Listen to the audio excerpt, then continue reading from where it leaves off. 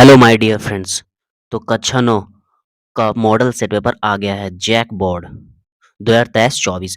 तो आइए बिना लेट किए हुए शुरू करते हैं। आज हम लोग देखने वाले मैथमेटिक्स का मॉडल सेट पेपर। मतलब कहीं ना कहीं आपको ऐसा ही क्वेश्चन आपके बोर्ड में एग्जाम में देखने को मिलेगा और इसमें 40 नंबर रहेगा। मतलब 40 ऑब्जेक्टिव क्वेश्चन रहेगा और इसके लिए आपको 1.5 घंटे दिए जाएंगे और इसमें कोई भी नेगेटिव मार्किंग नहीं होगा। तो आइए हम लोग शुरू करते हैं अपना पहला नंबर क्वेश्चन से। तो देखिए पहला नंबर क्वेश्चन क्या है। पहला नंबर क्वेश्चन ये बहुत ही ज़्यादा आसान है। क्या बोल रहा है? निम्नलिखित में से कौन-सी अपरिमेय संख्या है? तो देखिए, अगर ये रूट का 9 है तो रूट का 9 रूट से बाहर निकल के 3 बन जाएगा और 3 हमारा क्या चीज़ हो जाएगा? परिमेय संख्या। अगर बात करें इतना 225 तो सबको पता है कि 225 15 का स्क्वायर होता है, तो इससे क्या बाहर निकल जाएगा? 15। अब देखिए ये क्या चीज़ रिपीटेड है 0.3333 और ये अनंत तक गया है। तो इसको कुछ ऐसा लिखा जा सकता है क्या? 0.3 इसके ऊपर बार और अगर फिर बार को हटाएँगे कितना हो जाएगा 0 प्लस 3/9। कहने का मतलब ये भी हमारा क्या चीज़ हो जाएगा परिमेय, ये भी हमारा परिमेय, ये भी हमारा परिमेय, तो ये क्या चीज़ हो जाएगा अपरिमेय संख्या। वैसे भी पाई क्या होता है? एक अपरिमेय संख्या होता है। जो हमारा जो अगला नंबर क्वेश्चन है क्वेश्चन नंबर 2। तो क्वेश्चन नंबर 2 क्या कह रहा है? निम्न में से कौन-सी संख्या ए और बी के बीच में स्थित होगी? सिंपल सा बात है। ए और बी की जगह पे हम रख लेते हैं, यहाँ पे रख लीजिए आप 2 और यहाँ पे रख लीजिए 3। अब बताइए कि 2 और 3 के बीच कौन संख्या स्थित होगी? अगर दोनों को गुणा कर देंगे तो आंसर कितना आ जाएगा? 6। तो दोनों के बीच में होगा? बिल्कुल नहीं होगा। अब क्या कीजिए, दोनों को जोड़ दीजिए, 3 और 2 और भागे 2 कितना आ जाएगा? ये अढ़ाई। तो यही क्या चीज़ हो जाएगा? बीच में।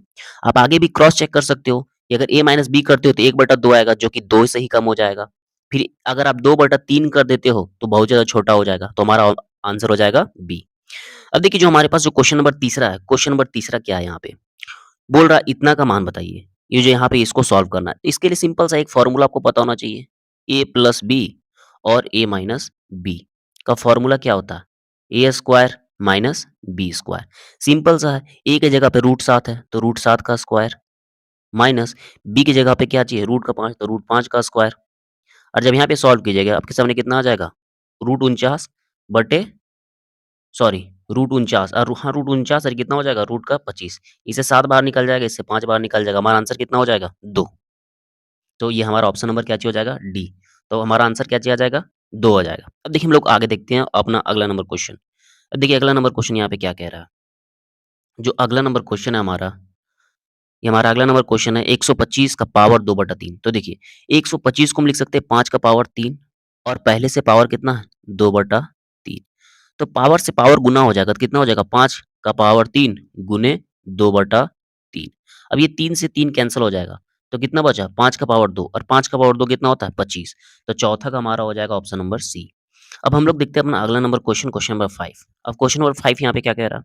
बोल रहा है निम्न में से कौन सा बहुपद नहीं है? तो देखिए आप इतना याद रखो कि अगर कोई भी चर अगर नीचे में होगा एक्स, वाई, जेड अगर ये सब क्या चाहिए होगा नीचे में होगा, तो वो क्या चाहिए रहता है मतलब यहाँ पे नंबर लिखा हुआ और इसको नीचे में लिख दिया गया एक्स या वाई, तो क्या चाहिए होता है ये बहुपद नहीं होता। तो देखिए ये तो हमारा बहुपद है, ये भी हमारा बहुपद है। यहाँ पे देखिए वाई कहाँ लिख दिया गया? नीचे 5/वाई है। तो ये हमारा बहुपद नहीं होगा, मतलब पांचवा का आंसर हो जाएगा हमारा सी। अब हम लोग देखते हैं क्वेश्चन नंबर 6। बोल रहा है इतना का शून्य ज्ञात कीजिए। कुछ नहीं करना, एकदम आसान सा क्वेश्चन है ये। इसको कैसे करने वाले हैं? जैसे देखिए यहाँ पे क्या चाहिए? 5x प्लस 3 इतना का शून्य निकालना, तो इतना को हम लोग 0 के बराबर कर देंगे। तो 5x यहीं पे रह जाएगा। अब जो यहाँ पे 3 प्लस में इधर जाके क्या हो जाएगा? माइनस का 3। अब जो यहाँ पे जो 5x इसी तरह रह देंगे, इधर माइनस का 3। अब जो 5 यहाँ पे गुना में कहाँ जाएगा? भागा में। तो कितना हो जाएगा आंसर? -3/5 बोले तो हमारा छठा का क्या हो जाएगा? बी हो जाएगा। अब हम लोग बढ़ते हैं अपने अगले क्वेश्चन की ओर, क्वेश्चन नंबर 7। देखिए क्वेश्चन नंबर 7 क्या कह रहा है यहाँ पे? क्वेश्चन नंबर 7 देखिए बोल रहा है, यदि Px बराबर इतना हो और P बराबर -1 तो मूल्य बताइए। आपको कुछ नहीं करना है।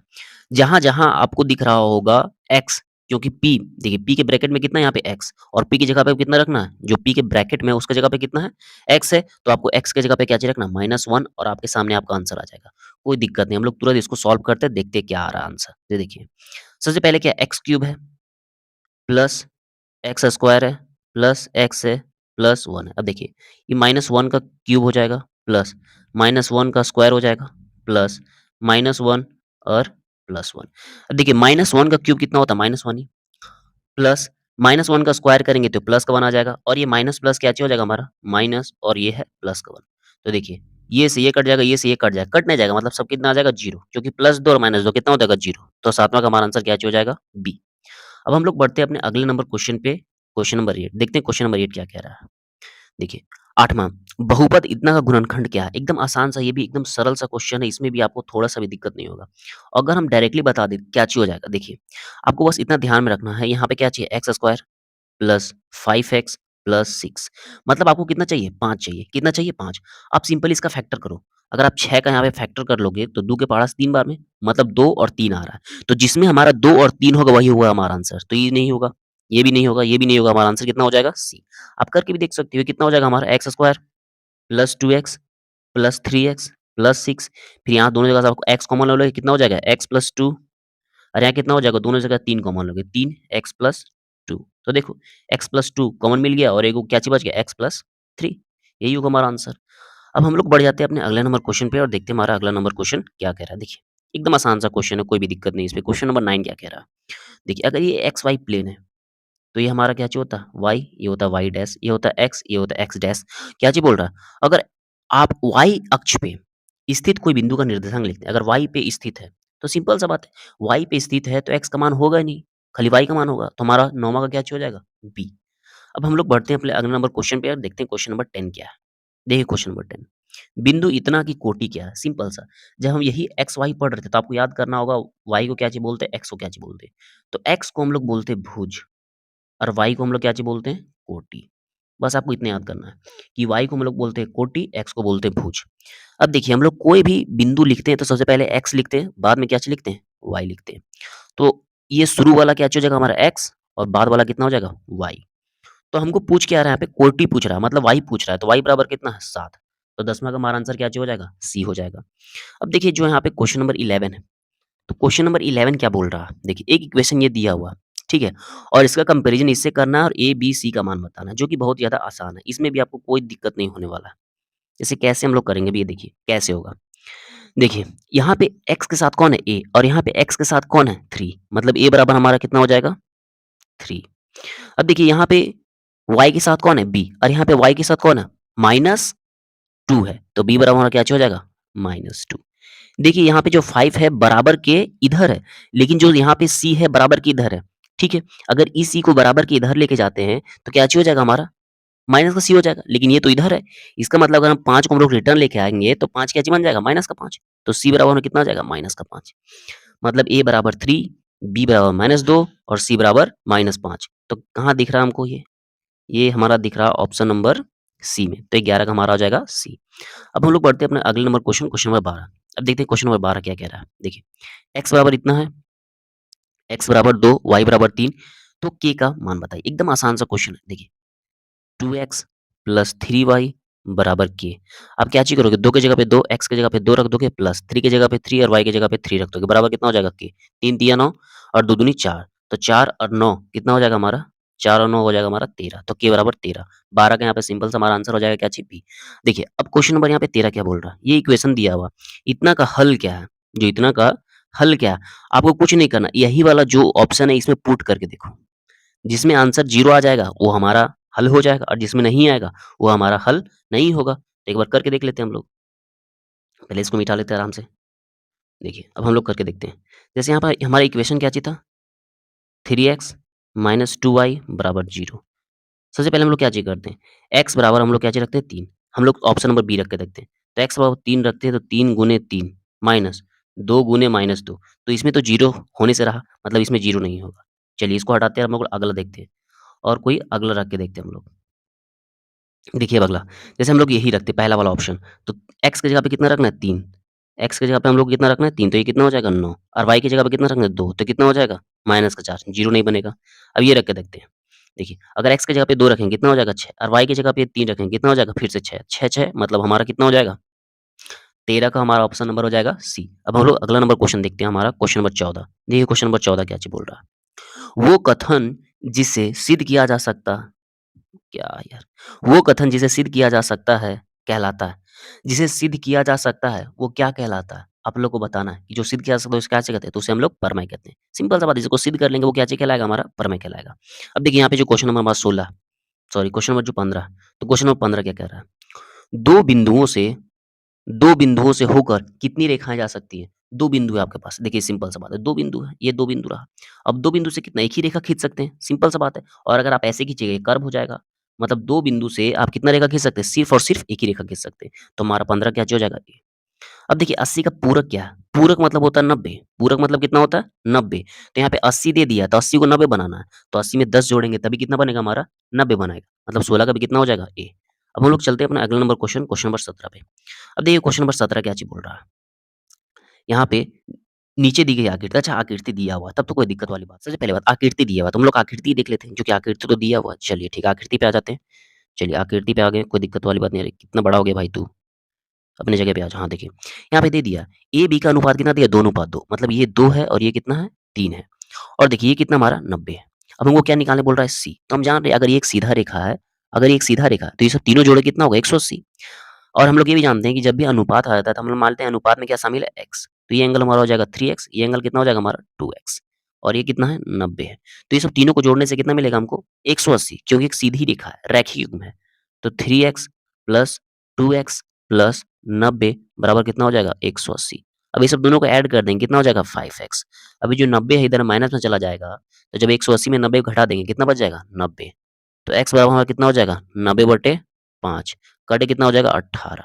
मतलब x बराबर 18 आ गया। मतलब जो ये वाला कोण है b, जो हमारा कोण यहाँ पे b है, b बराबर कितना हो जाएगा? 54। अब देखिए फिर से जो ये रेखा कितना हो जाएगा? रैखिक युग्म।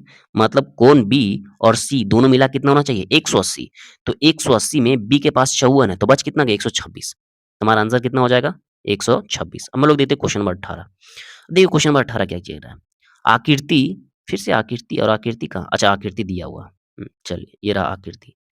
अभी आकृति दिया हुआ है, क्या चीज़ बोल रहा है? आप किसका बताओ? P Q R. P Q R मतलब ये वाला एंगल पूछ रहा है। अब ये एंगल हमको पूछ रहा है और दिया, 2 एंगल यहाँ पे दिया है। इसमें कोई दिक्कत वाली बात नहीं। देखिए, यहाँ पे बहुत तरीका निकालने का।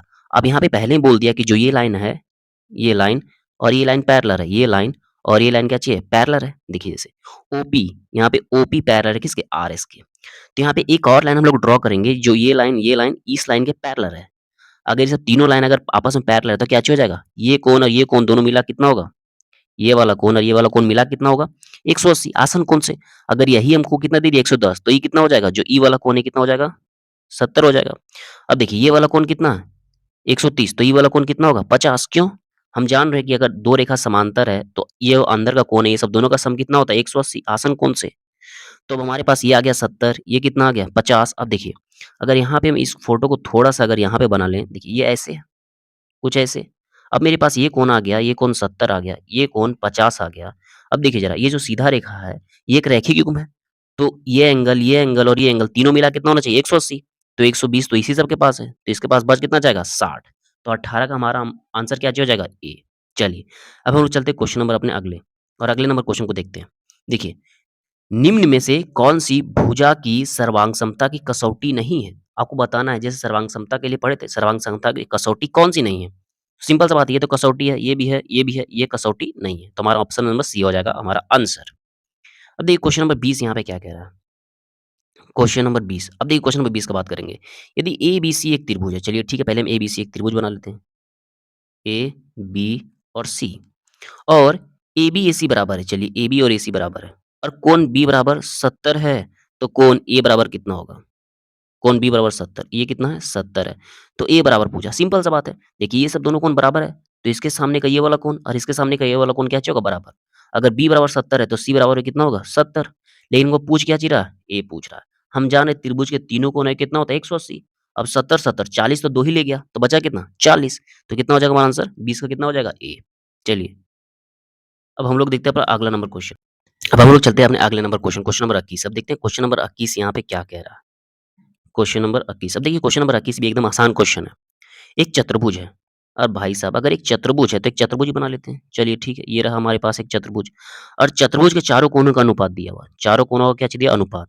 एक कितना है? 2 है, फिर 3 है, फिर 5 है, फिर 8 है। तो चतुर्भुज का सबसे बड़ा कोण बताइए। एकदम आसान है, देखिए सिंपल सा बात है, इसको सिंपल लॉजिक है। चतुर्भुज के चारों कोनों के कितना होता है? 360 होता है, सबको पता है 360। अब अनुपात में टोटल कितना है? 5 8 13, 13 और 3 16, 16 और 2 कितना हो गया? 18। तो इसको 18 से हम लोग क्या चीज़ कर देंगे? डिवाइड कर देंगे। अब 18 से यहाँ पे डिवाइड कर दिए और देखिए हमको क्या चाहिए सबसे बड़ा कोण, तो इनमें से सबसे बड़ा कौन-कौन है? 8 है, तो सबसे बड़ा कितना हो जाएगा यहाँ पे 8। तो देखिए ये से कितना बार में कट जाएगा? 20 बार में और 20 8 कितना होता है? 160 तो हमारा आंसर हो जाएगा ये। कोई दिक्कत नहीं, आप ऐसे अगर x मान के भी सॉल्व कीजिएगा तो आपका आंसर यही आएगा। देखिए हम लोग कैसे कि कोई दिक्कत नहीं है, चतुर्भुज के चारों कोने कितना होता है? 360 होता है, हम 360 लिख दिए और जब सभी अनुपात को आपस में जोड़ दीजिएगा तो 18 आ रहा है। इसको 18 से डिवाइड कर दिए तो एक अनुपात निकल गया। लेकिन हमको सबसे बड़ा कौन चाहिए था? तो सबसे बड़ा कितना 8 है, तो इसको 8 से मल्टीप्लाई कर दिए, इसको सॉल्व किया कितना? ये 60। अब हम लोग चलते हैं अपना अगला नंबर क्वेश्चन, क्वेश्चन नंबर 22 देखते हैं क्वेश्चन नंबर 22 क्या कह रहा है। देखिए क्वेश्चन नंबर 22 तो क्वेश्चन नंबर 22 क्या चाहिए? निम्न में से किसके विकर्ण समकोण पर समद्विभाजित करते हैं? ये सबको पता होना चाहिए। समचतुर्भुज का। चलिए क्वेश्चन नंबर अब यहाँ पे क्या चाहिए? 23 आयत के भुजाओं के मध्य बिंदु को मिलाने मिलाने से बनने वाले चतुर्भुज को क्या कहेंगे? जो बोल रहा है आयत, आपके सामने अगर एक आयत है, तो आयत का सभी मध्य बिंदु ले लेंगे। ये मध्य बिंदु, मध्य बिंदु, मध्य बिंदु और मध्य बिंदु को सभी को मिला देंगे। तो अगर सभी मध्य बिंदु को मिला देंगे तो क्या बनेगा? यही पूछ रहा है। तो क्या चीज़ बन जाएगा? एक समचतुर्भुज बन जाएगा। चलिए ठीक है, अब हम लोग अपना अगला नंबर क्वेश्चन, क्वेश्चन नंबर 24 को देखते हैं। क्वेश्चन नंबर 24 क्या चाहिए? देखिए, आकृति दिया गया है। अच्छा आकृति दिया गया तब तो कोई दिक्कत वाली बात नहीं है। देखिए आकृति दिया गया है और क्या चीज़ बोल रहा है? आकृति में क्या चीज़ करना है आपको? एरिया, इसका एरिया फाइंड करना है। एरिया के बारे में सभी को पता है। एरिया क्या होता है भाई? एरिया क्या चीज़ होता है इसका? हम लोग जानते हैं आधार गुने ऊँचाई। यहाँ पे आधार भी दिया है, ऊँचाई भी दिया है। देखिए ऊँचाई कितना दिया हुआ है? 6 और आधार कितना दिया हुआ है? 12। 12 छक 72 मतलब कितना हो जाएगा हमारा आंसर? 72 हो जाएगा। चलिए ठीक है। अब हम लोग देखते हैं क्वेश्चन नंबर यहाँ पे 25 और क्वेश्चन नंबर 25 यहाँ पे क्या कह रहा है? एक समांत एक समांतर चतुर्भुज और एक त्रिभुज का आधार तथा समांतर रेखाओं के बीच स्थित है। यदि त्रिभुज का क्षेत्रफल 12 है, तो समांतर चतुर्भुज का क्षेत्रफल कितना होगा? एकदम आसान सा क्वेश्चन है। ये देखिए, इसको हम लोग थोड़ा-सा इसके लिए हम थोड़ा-सा आपको कुछ बताना चाहूँगा पहले। देखिए, अगर आपके पास एक समांतर चतुर्भुज है और यही समांतर चतुर्भुज पे ऐसे त्रिभुज बना हुआ है। तो हम लोग जानते हैं अगर एक ही आधार है और दोनों समांतर रेखा के बीच ये त्रिभुज स्थित है, तो जितना भी ये त्रिभुज का क्षेत्रफल होगा, उसका डबल कितना होगा? ये समांतर चतुर्भुज का। यदि त्रिभुज का 12 है, तो समांतर चतुर्भुज का कितना हो जाएगा? 24। अगर उल्टा पूछता हमको, अगर पूछता समांतर चतुर्भुज का 24 है, त्रिभुज का बताइए, तो त्रिभुज का कितना हो जाता? आधा। चलिए ठीक है। अब हम लोग अपना अगला नंबर क्वेश्चन, क्वेश्चन नंबर 26 को देखते हैं। देखिए, क्वेश्चन नंबर 26 क्या है? वृत्त की सबसे बड़ी जीवा को क्या चाहिए कहते हैं? व्यास। जैसे वृत्त है, केंद्र है और ऐसे पास करेंगे क्या चाहिए? जीवा, ये भी जीवा, जीवा, जीवा, सब जीवा है। लेकिन सबसे बड़ी जीवा कौन है? जो सेंटर से होके पास होती है और जो सेंटर से पास होती है उसको हम लोग क्या चीज़ बोलते हैं? व्यास। तो सबसे बड़ी जीवा क्या चाहिए? व्यास है। अब देखिए जो हमारा अगला नंबर क्वेश्चन है, क्वेश्चन नंबर 27। तो क्वेश्चन नंबर 27 यहाँ पे क्या कह रहा है? वृत्त की एक जीवा वृत्त की त्रिज्या के बराबर है। जीवा द्वारा केंद्र पर आंतरिक कोण कितना होगा ये बताइए? देखिए एकदम आसान सा क्वेश्चन है। इसमें आपको कोई दिक्कत नहीं होना चाहिए। देखिए सबसे पहले हम लोग एक काम करते हैं, इसको मिटाते हैं और फिर आपको बताते हैं कैसे। देखिए, सबसे पहले हम बात लें, अगर हमारे पास एक वृत्त है, तो क्या चीज़ बोल रहा है? वृत्त की एक जीवा वृत्त की त्रिज्या के बराबर है। अब वृत्त की एक जीवा है और जीवा किसके बराबर है? त्रिज्या के बराबर है। तो एक जीवा लेंगे और जीवा त्रिज्या के बराबर है। ठीक है? तो बोल रहा है त्रिज्या के बराबर है। अब अगर ऐसे मिलाएँगे तो केंद्र में कितना कोण बनेगा? देखिए अब तीनों भुजा बराबर हो जाएगा। अगर तीनों अगर बराबर हो जाएगा तो तीनों क्या चाहिए होगा? ये एक समबाहु त्रिभुज हो जाएगा। और समबाहु त्रिभुज का प्रत्येक कोण कितना होता है? 60। तो हमारा आंसर कितना हो जाएगा? 60, जिसमें कोई दिक्कत नहीं है। अब देखिए ये क्वेश्चन, इस क्वेश्चन में भी कोई दिक्कत वाली बात नहीं। क्यों? क्योंकि इसमें भी क्या चाहिए? आकृति दे दिया गया। अब आकृति हम लोग देख लेते हैं पहले। देखिए, अब पूछ क्या रहा है इसमें? पूछ रहा है एबीसी, ए बी अच्छा एसीबी ये वाला एंगल पूछ रहा है। हम जानते हैं, सिंपल सा बात है कि जितना वाला ये कोण होगा इसका आधा ये होगा। ये जितना होगा ये क्या हो जाएगा? आधा। तो ये 50 है, तो कितना हो जाएगा? 25। सिंपल सा है, खत्म। अब हम लोग अगला नंबर क्वेश्चन, क्वेश्चन नंबर 29 की ओर बढ़ते हैं। देखते हैं क्वेश्चन नंबर 29 क्या कह रहा है। एक त्रिभुज है, सबसे पहले हम लोग एक त्रिभुज बना लेते हैं। एक त्रिभुज दिया हुआ, ठीक है? एबीसी, ए, बी और सी। अच्छा ए बराबर 90 है, ऐसा नहीं, एक समकोण त्रिभुज है। ए बराबर 90 है, तो ऐसे एक समकोण त्रिभुज है। यहाँ पे ए हो जाएगा हमारा, बी हो जाएगा, यहाँ पे सी हो जाएगा। ए बराबर कितना दिया हुआ है? 90। चलिए ठीक है। अच्छा, इस त्रिभुज की रचना संभव नहीं है यदि बीसी और एसी का योग कितना होगा? तो बोल रहा है बीसी अगर एबी बराबर यहाँ पे 6 दिया है, तो बीसी और एसी का योग कितना हो जाएगा? कि इसका जो है ये त्रिभुज की रचना संभव नहीं हो सकती है, ये पूछ रहा है। तो सिंपल सा बात, 29 का मान क्या चाहिए होगा? 6। अगर ये भी 6 हो जाएगा, दोनों का योग अगर 6 रहेगा तो नहीं होगा संभव। क्यों? हम लोग एक रूल पढ़ते थे, त्रिभुज अगर आपको बनाना है, तो अगर ये है, ये बी है, ये सी है, तो क्या चाहिए? ए प्लस बी छोटा होना चाहिए किससे? सी से। इस तरह का रूल पढ़ें। अगर आप रूल देखना चाहते हैं तो कमेंट सेक्शन में इस तरह का एक वीडियो का लिंक मैंने बना रखा है, आप देख सकते हो। अब हम लोग बढ़ेंगे अपने अगले नंबर क्वेश्चन पे और देखेंगे क्वेश्चन नंबर 30 क्या कह रहा है। उस त्रिभुज का क्षेत्रफल क्या होगा जिसकी भुजा इतनी, इतनी और इतनी है? सिंपल सा बात, एकदम कोई दिक्कत नहीं। ये क्या चाहिए? एक ट्रिपलेट है। अगर ये एक ट्रिपलेट है तो कहने का मतलब ये इसका क्षेत्रफल ऐसे निकाल सकते हैं 1/2 गुने आधार गुनी ऊँचाई। उधार आधार कितना हो जाएगा 5 और ऊँचाई कितना हो जाएगा 12। तो ये कितना बार में 6 बार में, 6 पचे 30। हमारा आंसर कितना हो जाएगा? ए हो जाएगा। क्योंकि हम जानते हैं कि 12, 13 और 5 क्या चाहिए? एक समबाहु त्रिभुज का भुजा दिया हुआ है और सबसे बड़ा भुजा 13 है, मतलब 13 कर्ण होगा। बाकी जो बच गया वो क्या चाहिए होगा? आधार ऊँचाई होगा। तो ऐसे आसानी से निकाला जा सकता है। अगर हम बात करें यहाँ पे क्वेश्चन नंबर कितना हो जाएगा हमारा 31। तो क्वेश्चन नंबर 31 क्या कह रहा है? उस समबाहु त्रिभुज का क्षेत्रफल ज्ञात कीजिए जिसकी प्रत्येक भुजा इतना है। तो समबाहु त्रिभुज का क्षेत्रफल कितना होता है? √3/4 a स्क्वायर, बस खत्म। √3/4। अब इतना कितना हो जाएगा? 2 रूट 2 का क्या हो जाएगा? Whole square. तो यहाँ जब इसको हम सॉल्व करेंगे, इसको हटा लेते हैं थोड़ा सा। सॉल्व करेंगे कितना हो जाएगा? 3√4 और ये कितना हो जाएगा? 4, 4 दूनी कितना हो जाएगा? 8। तो ये से ये कट जाएगा 2 बार में, मतलब 2√3 हमारा आंसर हो जाएगा। मतलब 31 का क्या हो जाएगा? हमारा सी हो जाएगा आंसर। अब हम लोग अगले नंबर क्वेश्चन नंबर 32 को देखते हैं। एक शंकु का आधार का व्यास इतना है, इसका आधार का व्यास इतना है और इसकी तिर्यक ऊंचाई इतना है। शंकु का पृष्ठीय क्षेत्रफल क्या होगा? तो देखिए शंकु का वक्र पृष्ठीय क्षेत्रफल पूछ रहा है। सिंपल सा बात है, वक्र पृष्ठीय क्षेत्रफल कितना होता है? पाई आर एल होता है। पाई की जगह पे 22/7 और आर की जगह पे कितना, देखिए ये कितना दिया? व्यास। तो त्रिज्या कितना हो जाएगा? इसका आधा हो जाएगा। यहाँ पे 2 हो जाएगा, इसका आधा और गुना। देखिए यहाँ पे तिर्यक ऊंचाई कितना दिया हुआ? 10। तो ये कितना हो जाएगा हमारा? 10। अब देखिए ये से ये कितना बार में कट जाएगा? 11 बार में। और यहाँ से नीचे पॉइंट हटा दें, कितना आ जाएगा? 10। तो ये 10 से 10 कट जाएगा और ये से ये भी हमारा कट जाएगा। तो ये से ये कितना बार में कट रहा है? एक बार में 7, 3 बचा 5, 15। तो 11 को जब हम लोग कितना कितना से गुना कर देंगे? 15 से गुना कर देंगे तो हमारा आंसर आ जाएगा कितना? 32 का सी, 165। हमारा आंसर कितना हो जाएगा? 165। अब देखिए अगर बात करेंगे यहाँ पे क्वेश्चन 33, क्वेश्चन नंबर 33 क्या कह रहा है यहाँ पे? यदि एक बेलन की त्रिज्या 4 है, ऊंचाई 10 है, तो बेलन का कुल पृष्ठीय क्षेत्रफल। इसमें कुछ नहीं, बस फॉर्मूला लगाना है और आपको सॉल्व करना है। देखिए बेलन का कुल पृष्ठीय क्षेत्रफल कितना होता है? 2 पाई आर ब्रैकेट में आर प्लस एच। अब यहाँ पे इसको बस आपको सॉल्व करना है। जब आप सॉल्व कीजिएगा तो आपका 33 से क्या आ जाएगा? बी आ जाएगा। आप कितना आ जाएगा? क्या चाहिए? आंसर। अब सॉल्व कर लीजिए, कोई दिक्कत वाली बात नहीं है यहाँ पे।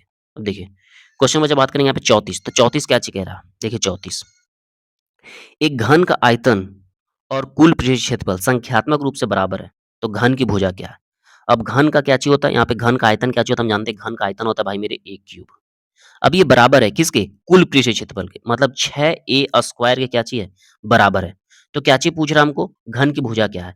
तो देखिए यहाँ पे जो स्क्वायर है यहाँ बराबर रहने देते, 6 को भी रहने देते हैं। यहाँ पे जो a क्यूब है और जो a स्क्वायर यहाँ पे किसमें? गुना में, कहाँ जाएगा? भागा में। तो सॉरी a स्क्वायर, तो ये सब दोनों आपस में घट जाएगा, तो a बराबर कितना आ जाएगा? 6। तो हमारा आंसर कितना आ गया यहाँ पे? 6। अब हम लोग बढ़ते हैं अपने अगले नंबर क्वेश्चन पे, क्वेश्चन नंबर 35, और देखते हैं क्वेश्चन नंबर 35 यहाँ पे क्या कह रहा है। एकदम आसान सा क्वेश्चन है क्वेश्चन नंबर 35। 3.5 त्रिज्या वाले गोले का पृष्ठीय क्षेत्रफल। तो गोले का पृष्ठीय क्षेत्रफल कितना होता है भाई मेरे? Pi R square, 4 pi R square. 4 की जगह पे 4, पाई की जगह पे 22/7 और त्रिज्या कितना हो जाएगा? 3.5 गुने 3.5। अब देखिए यहाँ से पॉइंट हटाओगे नीचे 10, यहाँ से पॉइंट हटाओगे नीचे 10 और ये से ये कितना बार में कट जाएगा? 5 बार में। और जब आप इसको फर्दर पूरा सॉल्व कर लोगे तो आपका आंसर कितना हो जाएगा? 154 आ जाएगा आपका आंसर। ठीक है? 35 का 154। अब हम लोग बढ़ते हैं अपने अगले नंबर क्वेश्चन, क्वेश्चन नंबर 36, और देखते हैं क्वेश्चन नंबर 36 क्या कह रहा है। देखिए क्वेश्चन नंबर 36, प्रथम 3 सम संख्याओं का माध्य कितना होगा? सम संख्या, प्रथम सम संख्या 2, फिर 4 और फिर 6।